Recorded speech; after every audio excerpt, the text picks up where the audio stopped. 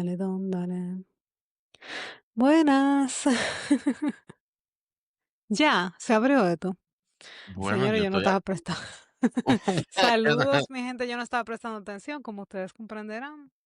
Pero bueno, vamos a ver. Ay, ¿Qué fue, mamá Joel? vida. ¿Qué? Señores, estamos aquí, no viendo que no estoy acostumbrado a hacerlo de esta manera, con en el web browser. Ah, Si ok. si ven que la calidad de la imagen mía está hoy del culo, estoy teniendo unas dificultades técnicas. Claro. Eh, Así que nada, pero lo importante es que estamos aquí. Bienvenides. Así es, bienvenidos, señores. Miren, hoy les traemos un caso a petición de una True súper especial, nuestra querida Ariana. Raro que no está por aquí. No sé, a lo No mejor me ha está dado ya. nadie aún. Pero agradecerle a ella por este tema, esta sugerencia tan interesante, tanto desde el punto de vista legal como desde el punto de vista humano, aunque no sería Okey. interesante lo que la palabra que utilizaría desde el punto de vista humano. Vamos a hacer nuestro disclaimer. Antes de Mm, iniciar, en este episodio hay descripciones explícitas de violencia doméstica, quemaduras graves, traumas físicos, sufrimiento extremo. Esto puede ser perturbador para algunas personas, así que recomendamos su discreción. Si usted ha vivido violencia o trauma, o entiende que escuchar esto va a ser muy difícil, pues elige tu bienestar y vete a escuchar otro de los episodios anteriores. bueno, Em, yo quedé cuando vi eso.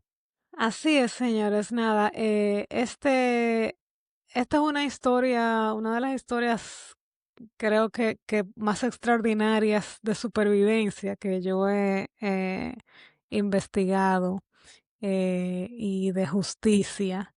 Em, Esto, para ambientarnos, ¿no? Ocurre un poco después de las 5 de la tarde, una tarde de agosto del 2015, cuando el 911 recibe una llamada frenética de una persona informando sobre un incendio en una gasolinera en Columbus, Ohio. La persona que llama dice que el hombre todavía está ahí y que le roció 2 bidones de gasolina a la mujer en la cabeza y el cuerpo, y que solamente estaba ahí parado observando cómo las llamas la envuelven. La mujer de la que está hablando, la persona que llama al 911, es Judith Malinowski, de 31 años. Y el hombre es su pareja Michael Slager. Finalmente, comenta la que llama al 911 que el hombre estaba tratando de apagar el fuego con un extintor. Mientras trasladan a Judy Malinowski de urgencia al hospital, su familia recibe la noticia de que probablemente no sobreviva más que unas pocas horas, como mucho unos días. Las heridas que sufrió esta muchacha fueron catastróficas, No, yo no. pero para sorpresa de todos, literalmente todos, Judy, como cariñosamente se le conocía, sobrevivió no solo unos días, sino casi 2 años.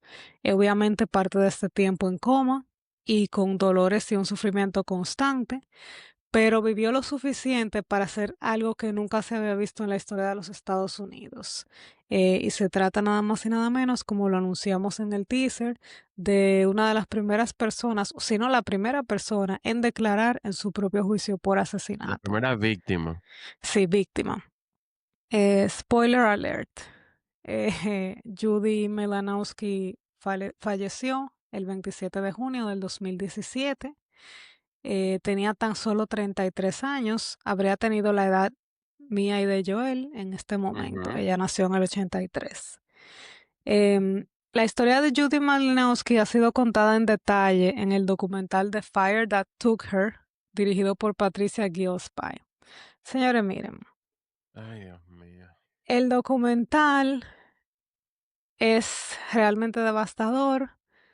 Es explícito, pero fue hecho de una manera muy responsable y muy tasteful, para decirlo así. No sé cómo se diría eso en español, pero Con es mucho fuerte. tacto se Sí, hizo. con mucho tacto, pero es fuerte porque el caso es fuerte. Si quieren verlo, pueden verlo, está muy bien hecho, contó Ujú. con la colaboración de los familiares de Judy. em, y obviamente hay mucha información online, videos, fotos, todo muy explícito. De modo que nada, si les interesa hurgar más o si ustedes son unos sádicos y quieren ver No, la verdad, esto tan mira. gráfico, pues yo les puedo dar los detalles de las fuentes. Ahora bien, ¿quién era Judy Malinowski? Antes de todos los titulares, antes de los hospitales y antes de la ley, y sí vamos a hablar sobre esto, una ley que lleva su nombre, Judy fue madre. Quienes la conocían la describían como una persona tranquila, de voz suave, una gente que nunca se quillaba, que no alzaba la voz, incluso cuando estaba molesta. Ella tenía dos hijas, Kaylin y Madison, cariñosamente Maddie. Y decía la gente que la conoció que era el tipo de mamá que le escribía notica en la lonchera, que le mandaba mensajes de la nada a sus amistades, nada más para saber cómo ellos estaban y que estaba pensando en ellos. Ella tuvo una vida muy normal, muy al estilo americano. Ella nació en un suburbio de Ohio.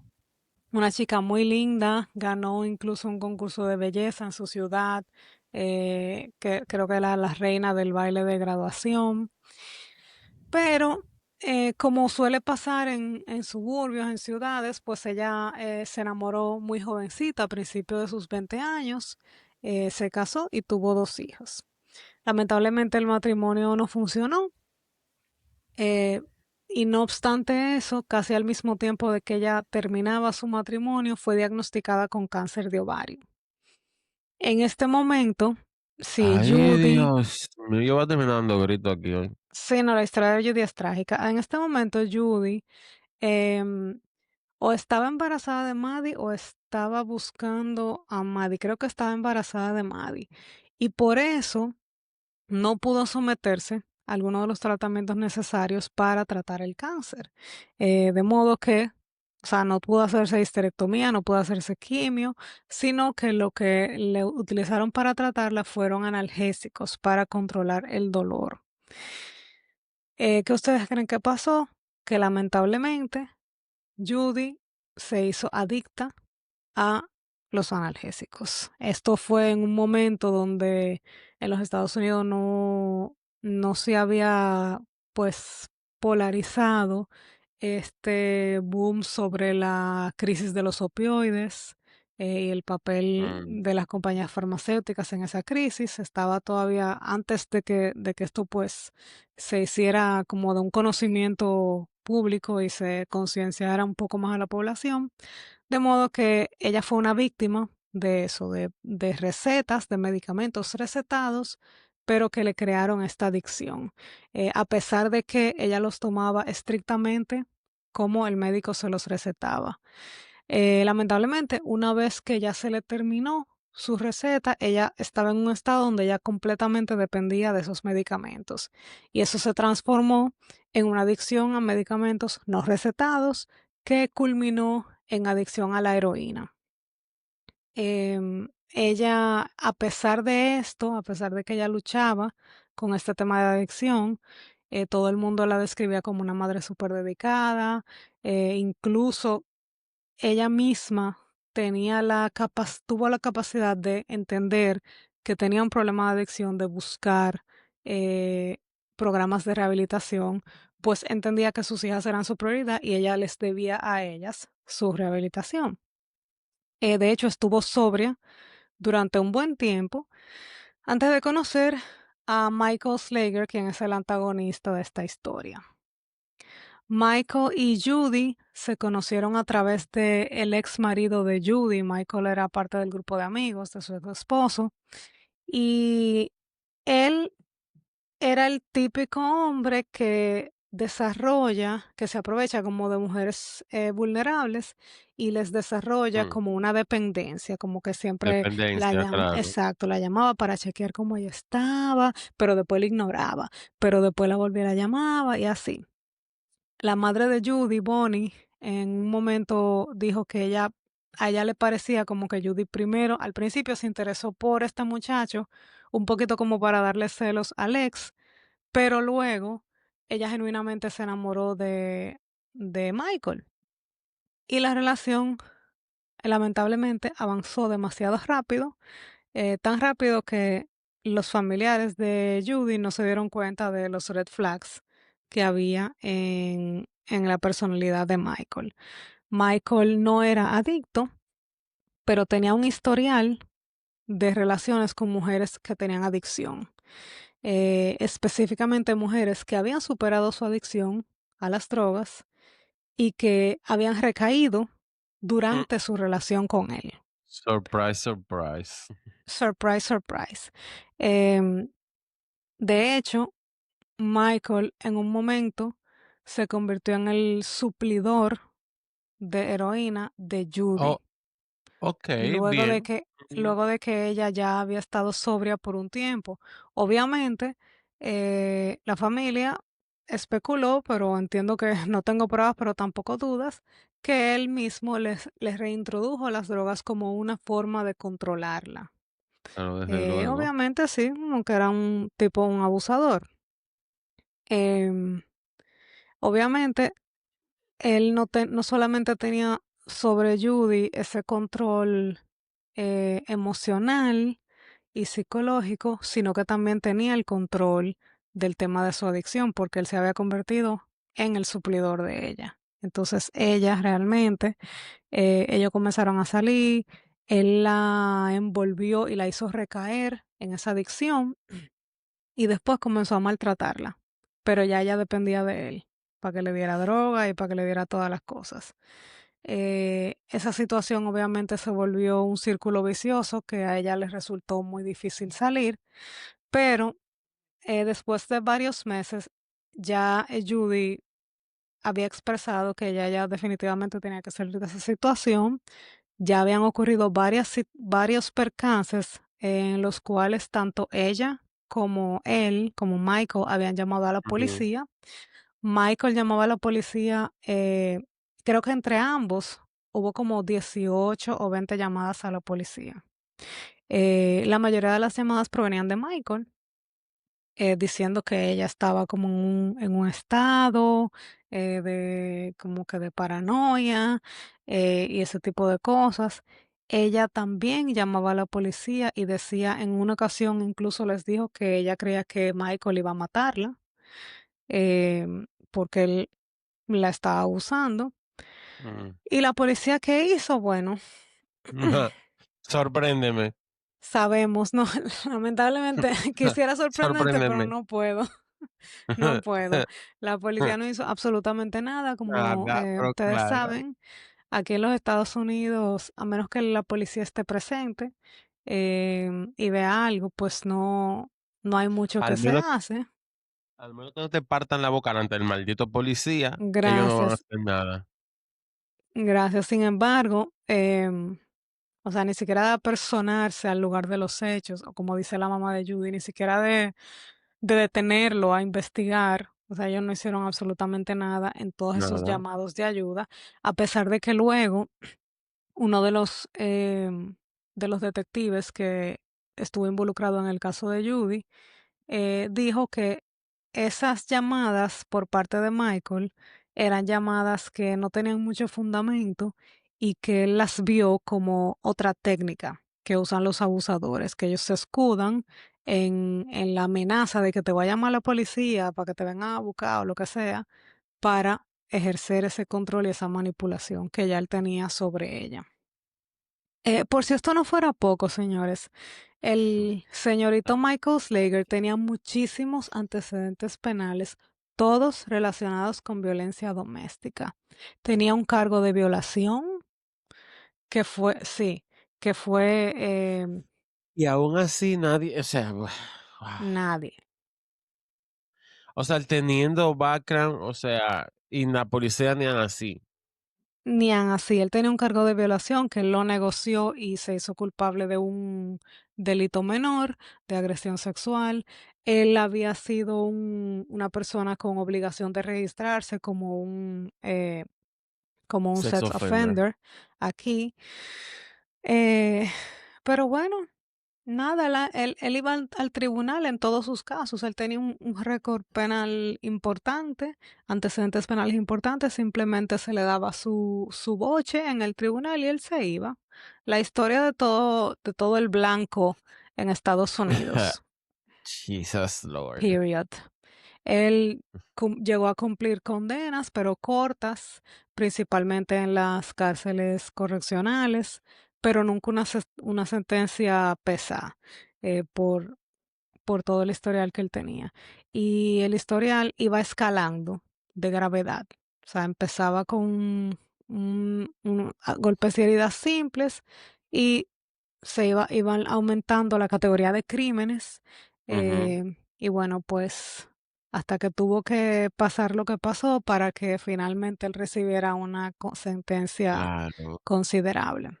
desde luego. Bueno, en el momento de estos ataques, del ataque a Judy, ella estaba en proceso de separarse de él, pero ella tenía que salir de esa relación y de la manera en que ella lo divisó fue que ella iba a ingresarse voluntariamente a un centro de rehabilitación y una vez ella tuviera un mejor dominio de su situación o que ella estuviera sobria un tiempo y tuviera ese apoyo de esa red de rehabilitación, pues ella entonces pensaba salir de él. Em, ¿Qué pasa? Hmm, El 2 de agosto del 2015 ella iba en camino a ese centro de rehabilitación. Como les dije, era una tarde de verano calurosa en Ohio, en Gahanna, Ohio. Y Michael dijo, ah, no, pero yo te llevo al centro de rehabilitación. Y aquí yo digo, ¿por qué? O sea, ¿por qué? Si tú lo de que querías era verdad, salir de o ese sea, hombro, o sea, tampoco le coja bola, vete en un Uber. Yo no sé por qué. Bueno, él se ofreció a llevarla y ella aceptó. Em, La madre de Judy en un momento dijo como que cuando ella supo eso, dijo, ay, eso seguro que es otra como de los trucos de él no va a ir para ningún lado. Él le va a dar vuelta para que ella termine no ingresándose. Y no quiero ujú, echarle la culpa a nadie, pero doña, si usted sabía eso, vaya y busca a su hija y llévele usted a la vaina de rehabilitación. Pero bueno, be that coño. as it may, eso no ocurrió. Judy iba en camino, como les dije, con Michael a ingresarse a un centro de rehabilitación y decidieron detenerse a comprar cigarrillos en una gasolinera, en una Speedway, ahí en Ohio. En ese momento, Judy comenzó a hablar de que ella quería hacer algunas otras cosas más antes de llegar al centro de rehabilitación y una de las cosas que quería hacer era ir a ver a sus hijas. Judy había hablado con su mamá 20 minutos antes de que esto pasara. Y la mamá le dijo que si ella iba a pasar por la casa antes de irse para que se despidiera de las niñas. Cuando Judy le está haciendo este comentario a Michael, como de que esos son los planes que ella tiene, obviamente él siendo el chofer, ellos comenzaron una discusión. Parece que él no estuvo de acuerdo con ese plan. Judy se incomodó y le tiró un refresco. Ella tiene una latica de pop y se la tiró a Michael. El líquido, no la lata en sí. La respuesta de Michael fue rociarla con gasolina. Y 30 o 40 segundos después, él regresó y le prendió fuego. Yo de verdad que no puedo, de verdad no. Em, la versión de Michael es que él solamente la roció con gasolina, según sus palabras, para él vengarse porque ya le había arrojado un refresco. O sea, yo te tiro un refresco y tú me tiras una gasolina. Como que tú me dañaste mi ropa, yo te voy a dañar tu ropa, con el mismo No, tipo de claro. líquido, obviamente. Y tenemos 5 años los dos, Es aparentemente. exacto, gracias. Obviamente esto eh, no es una reacción normal, pero según él hizo eso para arruinarle la ropa porque ya le había tirado el refresco encima, pero después él dice que ya se quitó la camisa y que ella le dijo como que no, ven, traeme como que dame un cigarrillo. Y él fue Ah, tranquilamente, o sea, después que habían tenido ese pleito, él fue a buscarle un encendedor para prender el cigarrillo y nadie pensó que ella se iba a prender en candela. Em, obviamente, esta versión duró poco, porque como ustedes supieron, esto fue el 2 de agosto del 2015. Ya habían cámaras de seguridad en todos los En lados. todos lados, Y el claro. Speedway no fue una excepción.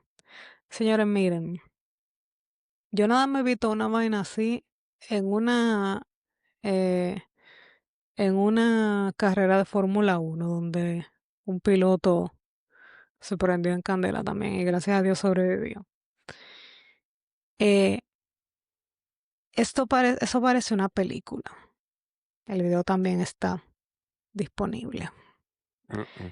Em, en el video se ve a Judy y a Michael llegar juntos a la bomba de gasolina. Ellos se ven conversando.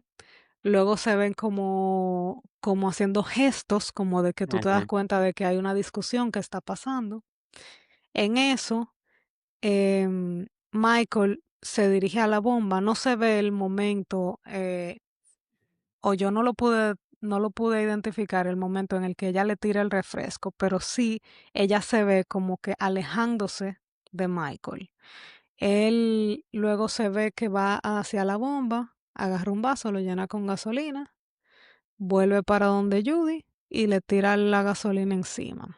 Es que eso es inaudito. Eh, ahora, o sea, imagínense esto en un momento, o sea, la gasolina primero que la gasolina sobre la piel te quema inmediatamente, o sea, Claro. eh, que de hecho ella luego habló sobre eso, que eso le cayó hasta en la garganta y que ella sintió como la garganta se le quemaba. Eh, ella inmediatamente tuvo el choque de lo que estaba pasando y dolor por tener ese líquido ahí. Y luego, por si esto no fuera poco, como les dije, se ve a Michael encendiendo o sea, prendiendo esto, un encendedor, supimos después, pero en el video no se aprecia lo que es, pero tuve instantáneamente el cuerpo de esa mujer en llamas. Ella se ve caminando, o sea, en una como que ella se para, se ve caminando y después se sale del foco de la cámara. Pero fue una cosa instantánea. Los clientes de la estación se pusieron vuelto locos, la gente No, corriendo pero tratando de imagínate. ayudarla. Cuando ustedes oyen esa llamada del 911, señores, eso es una desesperación que esa muchacha está sintiendo, como que es la mamá de ella que se está quemando.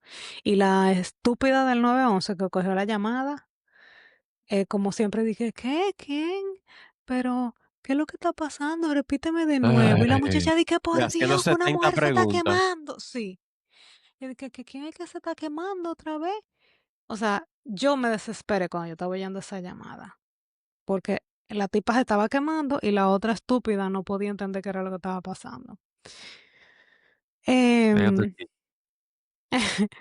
las cámaras, todo eso se ve en el video, el caos, el humo, los gritos, la gente corriendo de un lado para otro. El fuego duró 1 minuto. O sea, ¿sabes lo que es ah, 1 minuto tú en llamas? ¿Tú estás viendo el video? No lo veas. Un no, yo no minuto. puedo ver eso, yo estoy, No. yo hice así por el minuto. Solo de pensar, señora, a veces uno le cae 3 gotas de aceite, Por un porque uno segundo. pone una ajá, y uno pone una pechuguita a la plancha y te salpica, y ya tú estás, ¡ay, guay! 1 minuto, Un tú que minuto tu en pi se llamas, en quedó la vista, esa llamas. muchacha quedó sin orejas, Todo en llamas. O una sea, mano que se le después fueron los dedos.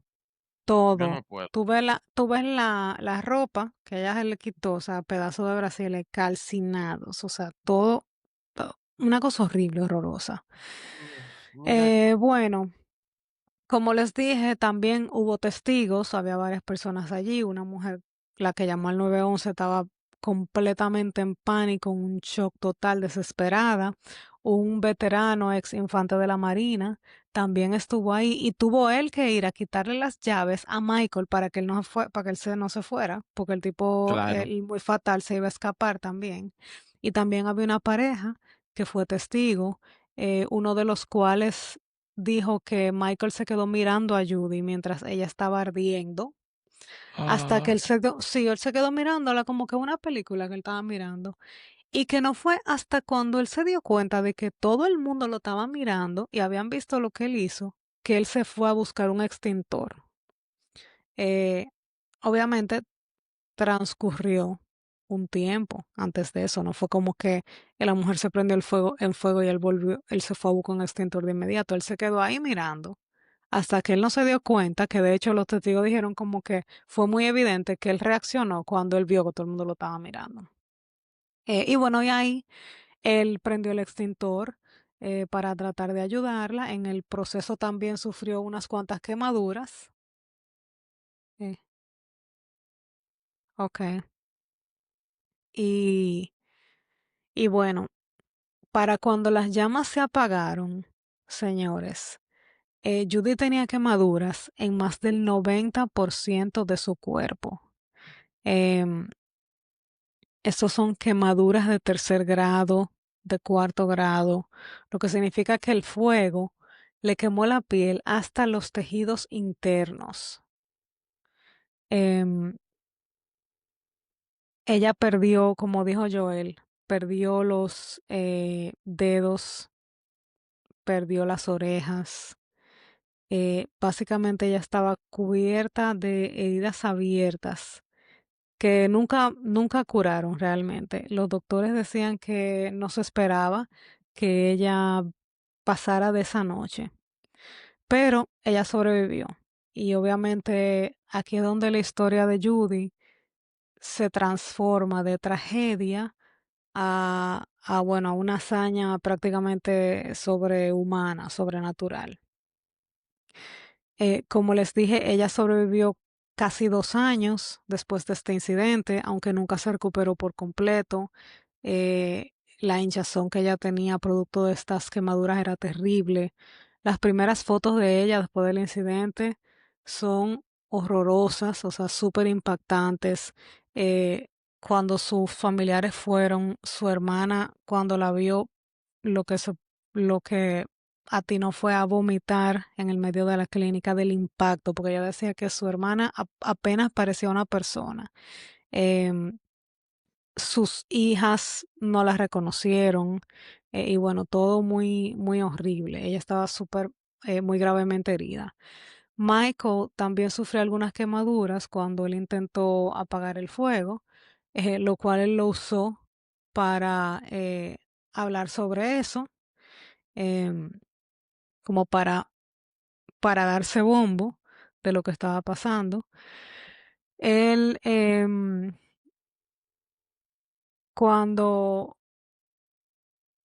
bueno, vamos a llegar ahí, pero digamos que él se quiso, que hubo un momento en el que él quiso hacerse pasar como por el héroe de la historia. Eh, y bueno, a Judy le habían administrado muchos analgésicos por la situación en la que ella estaba, pero al darse cuenta de que era casi seguro que ella falleciera en poco tiempo, la policía, luego de recibir aprobación de la familia y de los médicos, solicitó que se le redujera la dosis para que ella pudiera estar consciente de lo que sucedía a su alrededor, a ver si era posible que ella diera algunas declaraciones. En ese momento ella la despertaron, la sacaron de la anestesia. em, yo vi, eso fue grabado, la enfermera le habló y ella la reconoció, o sea, ella tenía sus facultades, ella escuchaba, ella dijo que sí, que era Judy, hizo señas con la mano y luego pasó un detective del caso, el teniente Chad Co Cohagan, y él entró y le dijo como que, Judy, mira, soy yo, ¿me escuchas? Y ella hizo señas como que sí. Y luego él le dijo, te voy a hacer unas preguntas sobre esto. Tú, tú te hiciste esto fue un accidente y ella movió la cabeza, que no. Y él dijo no. Y él le preguntó, ¿fue Michael que te hizo eso? Y ella hizo así, movió la cabeza de arriba hacia abajo. Y él dijo sí. Entonces ahí inmediatamente ellos pues ya se pusieron en órbita, a ella le dieron su sedante de nuevo Y el tipo fue tranquilamente a la otra habitación a hablar con Michael. Michael, como les dije ahorita, quiso privar en el héroe, que él tenía, como él tenía esas heridas, tratando de salvarla. Él se adaptó a esa postura como que eso eran sus heridas de guerra. Él, sí, No, no, no, no, no, no, no, no, no. él pensó que todo tenía una explicación cuando los policías fueron a hablar con él. Él dijo que nada, que todo había sido un accidente. El policía le dijo de que, bueno, mira, yo te voy a ser honesto.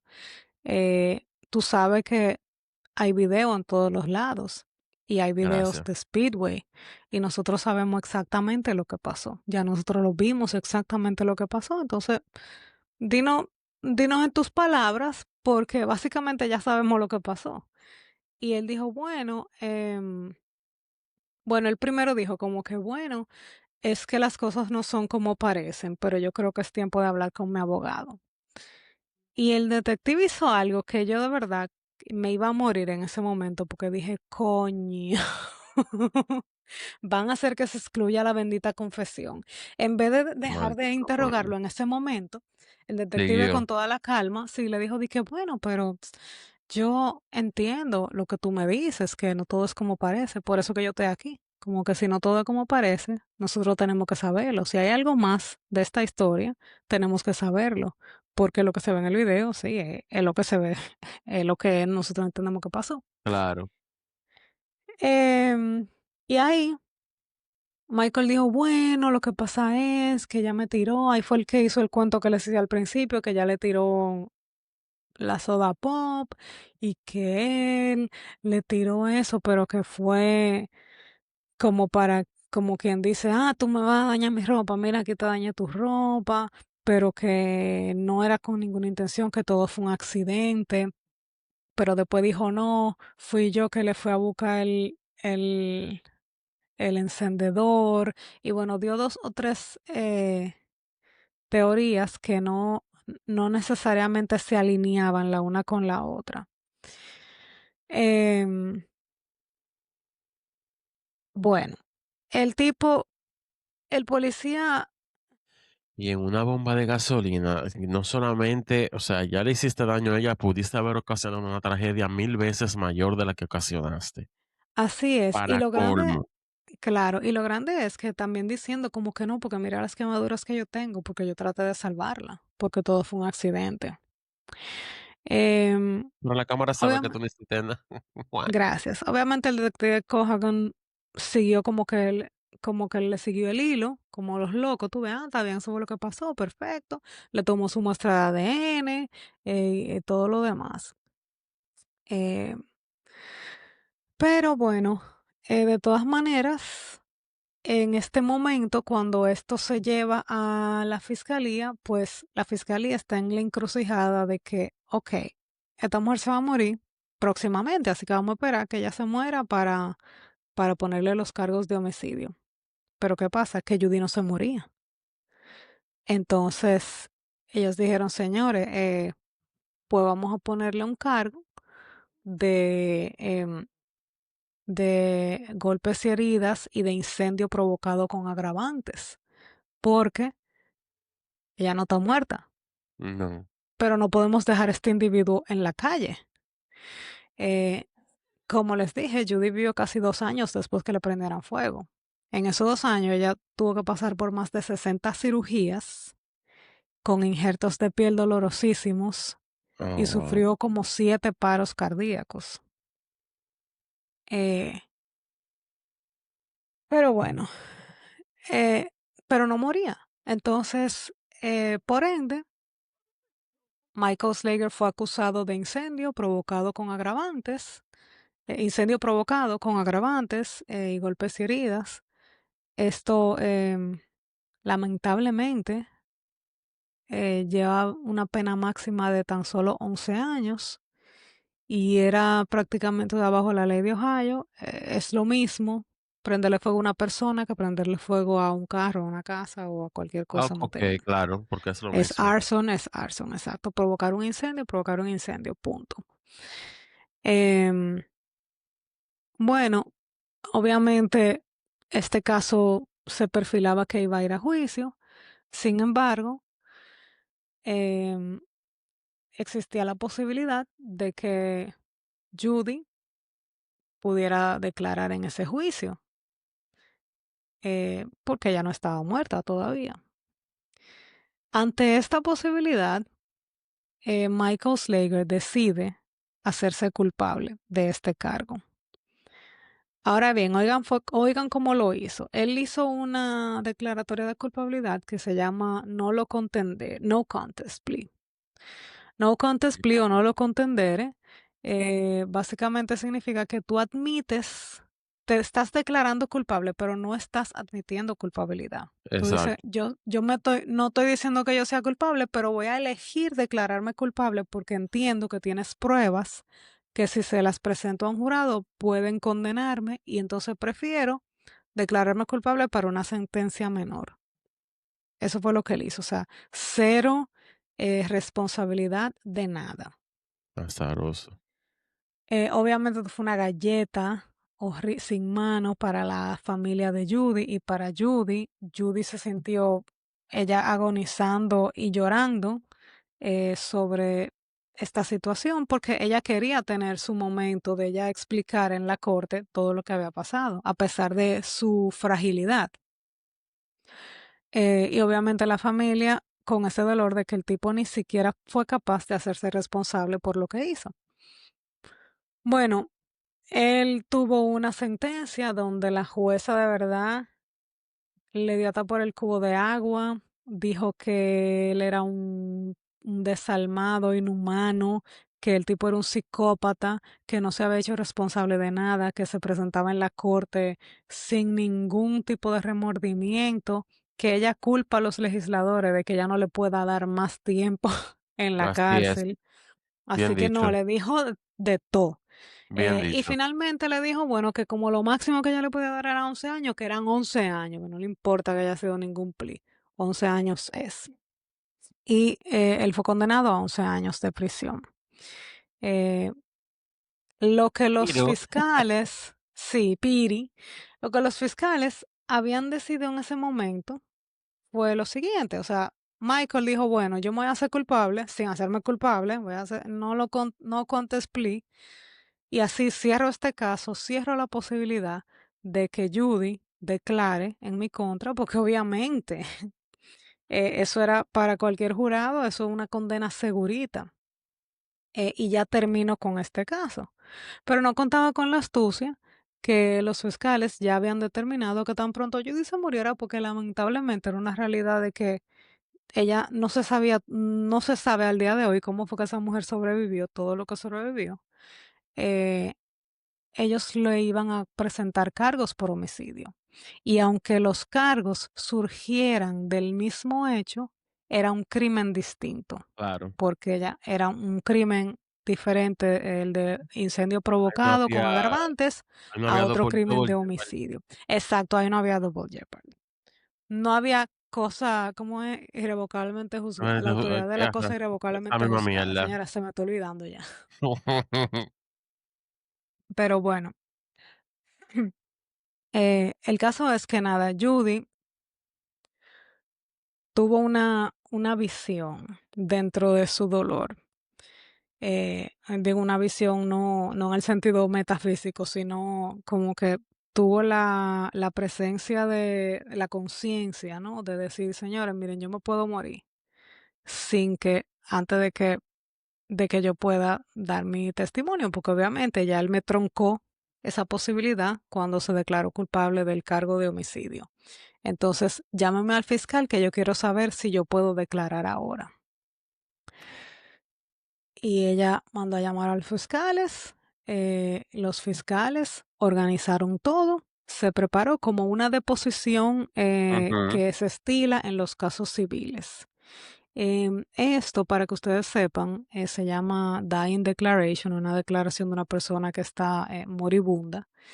Y es una excepción a la regla de que tú solamente puedes tener un testimonio de una persona en el juicio viva, es la regla de hearsay, que se utiliza mayormente en casos civiles. O sea, eso inició en casos donde habían demandas por daños y perjuicios por casos como, imagínense, tipo Erin Brockovich, de estas compañías Ujú. que intoxicaban a la gente se estaba muriendo y los abogados que le pagaban todos los cuartos para dilatar el proceso. Entonces, así es que surge este tipo de declaración, pero era aceptado solo en casos civiles.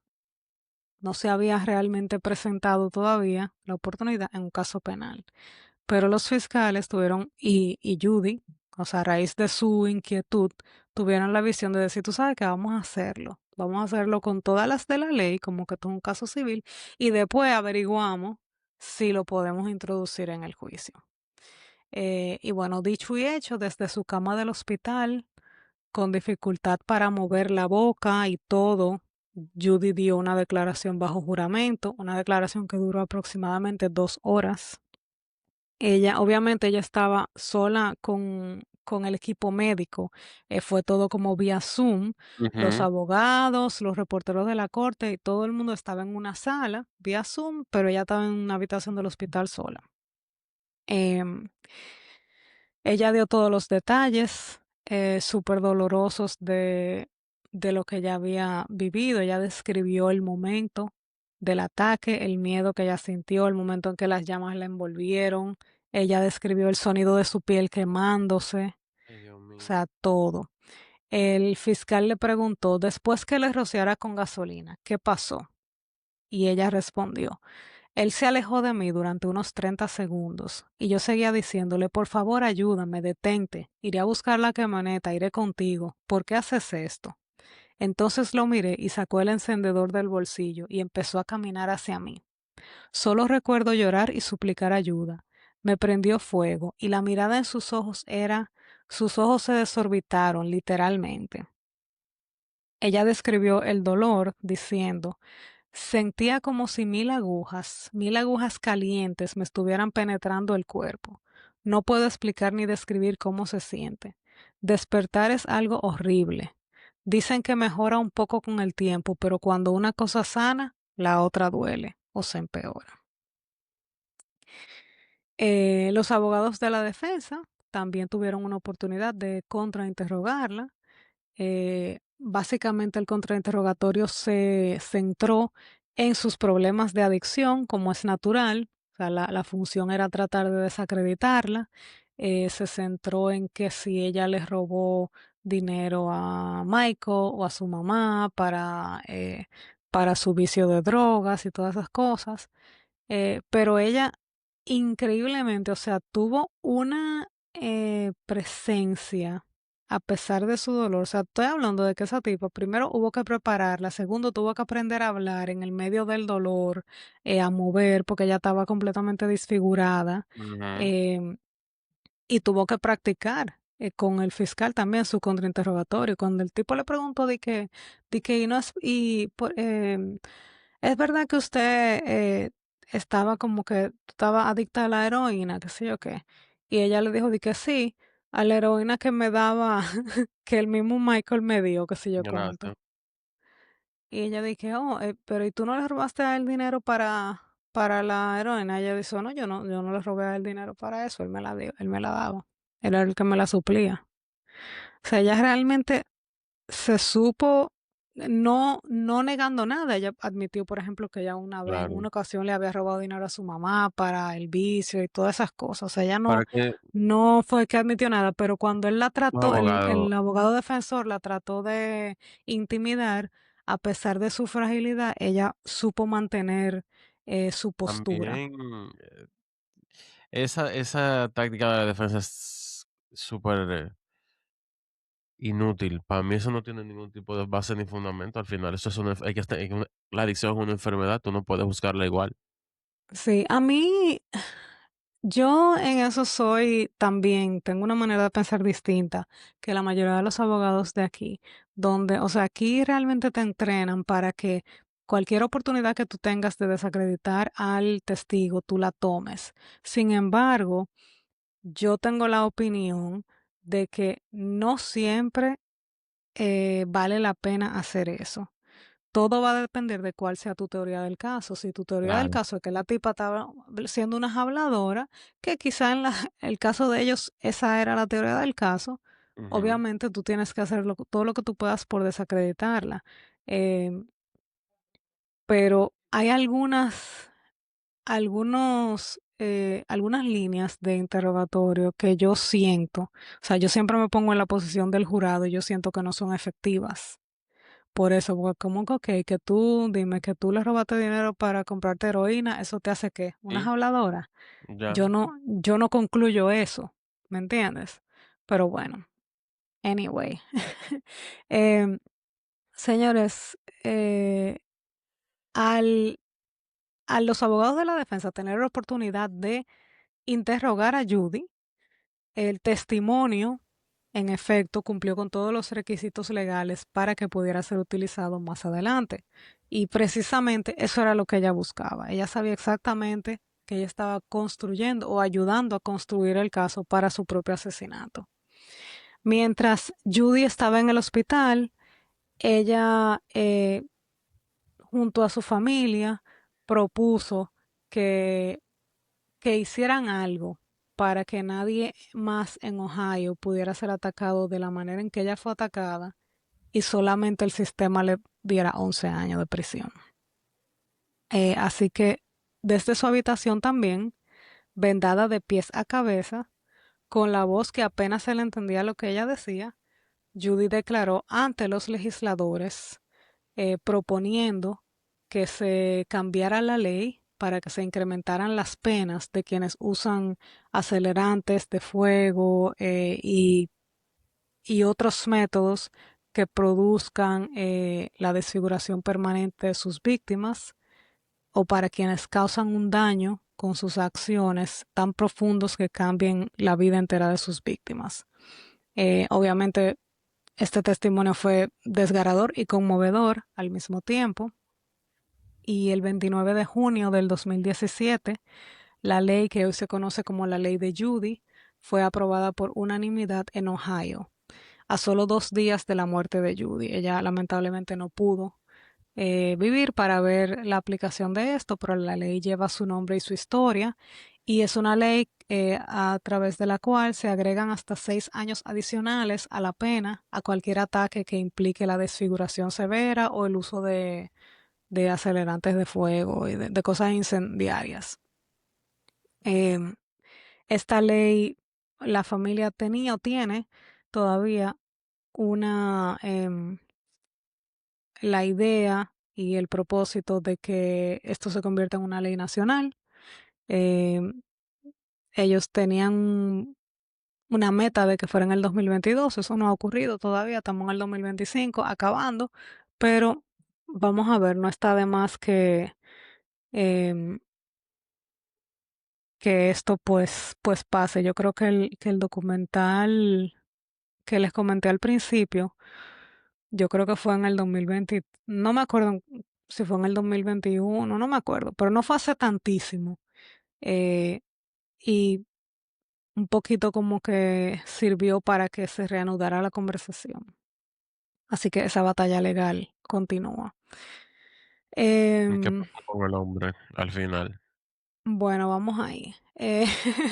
El 27 de junio del 2017, 2 días antes de que se aprobara esta ley, a casi 2 años del ataque, Judy falleció por las complicaciones de sus heridas. Ya en ese momento ella estaba en hospice care, o sea, ya la habían desahuciado, puesto que ya, o sea, ya no había más nada que podían hacer, ya estaba en un sufrimiento horrible, horrible. Tampoco la podían matar porque si la mataban, entonces eso iba a interferir con el potencial caso en contra de Michael Claro, Slager. Pero bueno, ella muere. Inmediatamente o antes, los fiscales impusieron cargos en contra de Michael Slager de asesinato agravado y solicitaron la pena de muerte. Ahora bien, ahora viene la segunda parte de la declaración que dio Judy. Y era la decisión que le competía al juez sobre si esta declaración iba a ser admisible en el juicio de exacto. asesinato. Eso mismo te iba Eh, yo a preguntar. Así es. Como como más o menos les di una orejita ahorita, en derecho penal existe algo que se llama la cláusula de la confrontación, que es el derecho constitucional aquí en los Estados Unidos, ya también, pero bueno, eso es un tema para otro Ujú, podcast, el derecho procesal penal de ujú, allá. De allá me refiero a mi entiendo. país, República Dominicana. Pero en el país donde me ha tocado ejercer, esto es un derecho constitucional que tiene el acusado de enfrentar a sus acusadores, enfrentarlos en vivo y en directo, o sea, al nivel de que una vez yo tuve un caso donde la víctima estaba muy enferma y no podía venir y querían ir por Zoom y yo me regué y el juez estuvo de acuerdo conmigo porque era una violación constitucional al derecho de enfrentar a tus acusadores. Básicamente, tú no puedes simplemente reproducir un video donde alguien diga de que él lo hizo si el acusador nunca tuvo la oportunidad de cuestionarlo. Y aquí, este es el énfasis, porque esto es lo que hizo el caso de Judy, un caso distinto, que en el caso de Judy, el acusado sí tuvo la oportunidad de cuestionarla. Su declaración, como les dije anteriormente, cumplía con todos los requisitos legales. Ella declaró bajo juramento, ella fue interrogada directamente por el fiscal, fue contrainterrogada por la defensa, por el abogado de Michael Slager, lo cual se le imputa a Michael Slager, que por cierto quería contrainterrogarla Mm, él mismo, sin abogado, él, y el juez, gracias a Dios, dijo que, que bájate de ahí, que no, tú tienes un abogado, usted no se representa a sí mismo, no tiene derecho a contrainterrogar a nadie. Em, y el testimonio fue grabado anticipando su posible muerte, lo cual, como les mencioné, es permitido por la ley de Ohio en escenarios de esta declaración de moribundo que se utilizaba hasta ese entonces en casos civiles. De modo que el argumento de la fiscalía fue muy sencillo. Judy sí declaró, la defensa tuvo la oportunidad de confrontación, todos los requisitos constitucionales están cumplidos y ahora ella merece que sus palabras sean escuchadas, básicamente. Y el juez estuvo de acuerdo. Entonces fue, como les dije, algo extremadamente raro, algo sin precedentes, porque hasta ese momento solo se había utilizado en casos civiles. De hecho, hoy en día solamente se puede utilizar en casos penales de homicidio. O sea, si es de que golpes y heridas o cualquier otro caso, no. no. Pero si es de homicidio de esa misma persona, o sea, si la persona se muere por otra vaina eh, que no es, o sea, no es a causa de los cargos que se le imputan al imputado, valga la redundancia, no se podría utilizar ese tipo de declaración. Em, ya ustedes saben que cuando ese juez dijo que eso iba a estar admitido, ese tigre casi llora ahí.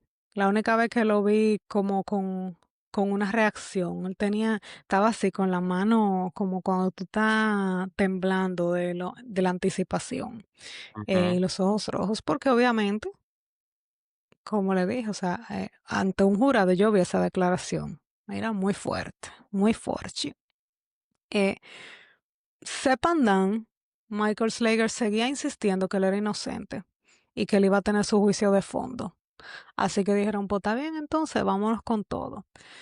Sin embargo, el día que iba a iniciar la selección del jurado, hubo un ligero cambio de planes y Michael Slager decidió declararse culpable.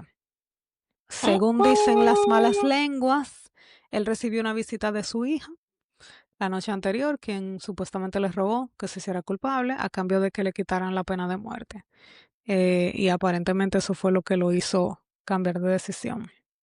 La mamá de Judy dijo que en los procesos de negociación, ella le dijo al fiscal que ella no iba a aceptar nada que no fuera una declaración de culpabilidad. No dije que no contest, nada de eso, que él tenía que decir que era culpable o que mejor se fueran a juicio, aunque un jurado lo declarara no culpable. Ella dijo, o todo toro o todo vaca, básicamente. Oh, wow. Eh, Así es. Bueno, cuando él se declaró culpable, otra cosa que fue una de las condiciones del acuerdo de culpabilidad fue que el testimonio de Judy, como quiera, se iba a presentar ante el tribunal. Y esto era para consolidar este precedente legal de que ella había asentado al testificar antes de su muerte. Eso finalizó el proceso, así que ahora pues ya tenemos ese precedente en los Estados Unidos. Si hay una situación similar, como les dije, solo en casos de homicidio pueden utilizar ese precedente de Ohio para introducir esa evidencia. El testimonio de Judy fue presentado en la audiencia. Como les dije, sumamente emotivo. Ahí estaban su madre, ahí estaban sus hijas, estaba la familia también del imputado. Eh, Ella estaba viva en la pantalla como un fantasma, Ujú, pero contó su historia. Literalmente ella se tuvo que morir para que el público pudiera escuchar su versión de los hechos. Eh, Llegó el momento después de la sentencia y en su testimonio le habían pedido que ella diera una declaración de impacto de la víctima, que eso es, hemos hablado en contexto de otros casos, cuando hay una declaratoria de culpabilidad, ya sea luego de un juicio o luego de un acuerdo, las víctimas tienen derecho a dar una declaración. Em, Básicamente para explicarle al juez cómo esto ha afectado su vida y qué tipo de sentencia ella entiende que se le debía dar al imputado. Eh, el fiscal le dijo que le preguntó en la entrevista que le dijera, o le pidió en la entrevista que le dijera al futuro juez que ella entendía que debía de ocurrirle a Michael Slager y ella dijo, me gustaría que lo acusaran de asesinato y que cumpliera una condena de vida en prisión sin posibilidad de libertad bajo palabra. Creo que se lo merece. Obviamente, dicho y hecho, Michael Slager fue condenado a cadena perpetua sin posibilidad de libertad condicional. Eh, Luego su mismo abogado dijo que aunque ellos se fajaron como tenían que hacerlo, como era su trabajo, para ujú, evitar que el testimonio de Judy llegara a los tribunales, lo mejor que pudo pasarle a ese individuo fue que llegara, porque claro. si ella no lo hubiera, si ella no le pidió al juez que lo condenara a muerte, le pidió al juez, o sea, fue lo suficientemente humana para decirle, bueno, que le salven la vida. Ella no creía en eso de la pena de muerte, pero él se merece que esté condenado para siempre. Y el mismo abogado dijo de que la verdad es que eso fue lo mejor que le pudo pasar a él, porque si no, el juez tenía la potestad de rechazar cualquier negociación de la fiscalía y condenarlo a a pena de muerte. Señores, esta historia es impactante. Como les dije, el impacto Definitivo. no se circunscribió al tribunal, sino que obviamente todos los defensores de violencia doméstica en el país y en Ohio comenzaron a hablar de este caso, de la valentía de esta muchacha, de su negativa a que su historia se quedara solamente en ella. Obviamente la ley de Judy existe en Ohio y se aplica regularmente en esos tribunales. Michael Slager sigue en prisión cumpliendo su cadena perpetua y la declaración que dio Judy desde su cama del hospital pues ahora se ha convertido en un caso de estudio que se da en las Ujú. universidades y en capacitaciones sobre violencia doméstica y seminarios sobre cómo el testimonio de una víctima puede preservarse y respetarse. Así que ha sido la entrega del día de hoy. Wow. Oye, Gracias por amiga, acompañarme y gracias gracias Ariana por por llamarme, esta gracias por sugerencia. de verdad que Señores, yo busqué, ¿sabes? Como te pregunté esta mañana, y lo busqué, no sé para qué, lo busqué y mm, wow, no, tú ves cuando se te floja como el cuerpo, sí, no así muy ahorita fuerte todo. a mí se me flojó todo, fue como que wow, que no. La capacidad del ser humano de ser hijo de perra es ilimitada aparentemente, de verdad. Qué Así fuerte, es. la pobre. Pero bueno, mi gente, gracias por la sintonía. Vamos a dejarlo aquí, vamos a seguir un ratito más con nuestros patreones. Y nada, ya saben, hagan lo propio y nos vemos en la próxima entrega. Ay. Bye. Si te gustó este episodio, ayúdanos a seguir investigando dejando tu comentario y siguiéndonos en Spotify, YouTube o en tu plataforma de streaming favorita. Tu apoyo nos ayuda a seguir trayéndote los casos más impactantes. Y si te quedaste con deseos de un chin más, únete a nuestra comunidad en patreon.com/popcornfiles para contenido exclusivo, episodios extra y material inédito. Nos encanta compartir este viaje contigo. Gracias por escuchar y por ser parte de nuestra familia Popcorn Files. Hasta la próxima.